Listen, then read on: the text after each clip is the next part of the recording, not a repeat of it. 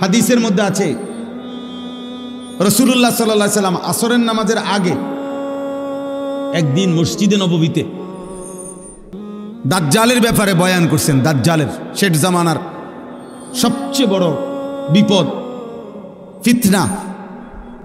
একজন ইমানদারের উপরে সবচেয়ে বড় বিপদ হলো, ইমানের সবচেয়ে বড় পরীক্ষা হলো দাজ্জালের ফিতনা। নবী সাল্লাল্লাহু আলাইহি ওয়াসাল্লাম বলছে, মা বাইনা খালকে আদম ইলা কিয়ামিস সাআ আকবার মিন ফিতনাতিদ দাজ্জাল। আদম সৃষ্টির পর থেকে কিয়ামত পর্যন্ত একজন মুমিনের জন্য দাজ্জালের চাইতে বড় কোনো ফিতনা নাই। নবী সাল্লাল্লাহু আলাইহি ওয়াসাল্লাম বলছে। এই দাজ্জালের ব্যাপারে নবীজি আসরের নামাজের আগে বয়ান করছেন সাহাবাদের কাছে। দাজ্জালের সবচেয়ে বড় বিপদ হলো দাজ্জাল মানুষকে ঈমান হরণ করে কোটি কোটি মুসলমানকে মাত্র 40 দিনের মধ্যে বেঈমান কাফের বানায় ফেলবে।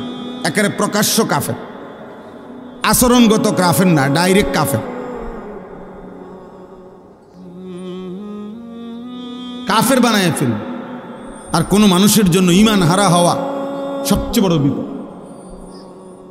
ভাত 2 বেলা না খাইলে কোনো সমস্যা নাই, মাটির ঘরে থাকলেও কোনো সমস্যা নাই, বিছনা খাট পালং সবার সমান না হইলেও অসুবিধা নাই, কিন্তু ঈমান হারা হইলে বড় অসুবিধা, বড় অসুবিধা। ঈমান হারা হয়ে কবরে গেলে অনন্তকালের জন্য জাহান্নামেই জ্বলতে হবে, আর কোনোদিন মুক্তি মিলবে না। খালিদিনা ফিহা, অনন্তকাল। তো আল্লাহর নবী সাল্লাল্লাহু আলাইহি সাল্লাম এই দাজ্জালের ব্যাপারে সাহাবাদেরকে বর্ণনা করছেন আসরের নামাজের আগে। আর মিসলে আউয়ালে আসরের নামাজ পড়িলে মাগরিব পর্যন্ত এখনো সৌদি আরবে আসরের নামাজের শুরু ওয়াক্ত নিয়ে উলামায়ে কেরামের মধ্যে একটু ইখতিলাফ আছে। আমাদের হানাফি মাযহাব মতে এবং অন্য মাযহাব মতে। তো ধরে নিলাম তো সাহাবায়ে কেরাম আসরের নামাজ পড়ে নবীজি সাল্লাল্লাহু আলাইহি সাল্লামের সাথে নবীজি সাল্লাল্লাহু আলাইহি সাল্লাম মসজিদ থেকে বের হইছেন, নিজের ব্যক্তিগত কাজ সেরে মাগরিবের নামাজের পূর্বে নবীজি আবার মসজিদে আসছেন।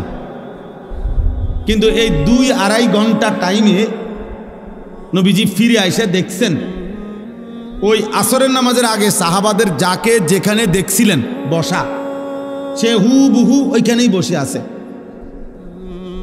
এক সুতা নড়েও নাই। আল্লাহর নবী সাল্লাল্লাহু আলাইহি সাল্লাম অবাক হয়ে গেছে, আরে তোমরা এত লম্বা টাইম আসরের পরে বের হও নাই, তোমরা মসজিদেই বসে রইছো, এখানেই যার যে জায়গায়। এই কথাটা বলতেছিলাম আমি। সাহাবায়ে কেরাম উত্তর দিলেন, ইয়া রাসূলুল্লাহ সাল্লাল্লাহু আলাইহি সাল্লাম, আসরের নামাজের পূর্বে আপনি দাজ্জালের ব্যাপারে যে বয়ান করছেন, এতে করে আমাদের কলিজার মধ্যে এমন ভয় ঢুকছে, মনে হচ্ছে মসজিদ থেকে বের হলেই দাজ্জাল ঈমানটা নিয়ে নিবে। এই ভয়ে যে যেখানে আছি এখানে বসেই রইছি, মাগরিবের আজান পর্যন্ত আর উঠি নাই, যেন দাজ্জাল ঈমানটা না নেয়। এই ছিল সাহাবায়ে কেরামের মনোযোগ, সাহাবায়ে কেরামের বুঝ এবং সাহাবায়ে কেরামের আমল।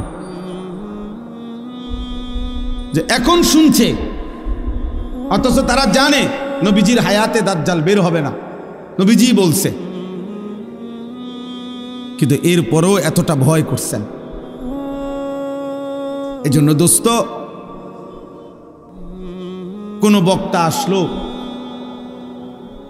সবাই মিলে হুড়াহুড়ি করে দেখে গেলাম, সবাই যার যার মতো ফিরে গেলাম, যে যেমন আছে তেমনই রয়ে গেলাম। প্রিয় ভাই আমার, এতে তেমন কোনো ফায়দা নাই।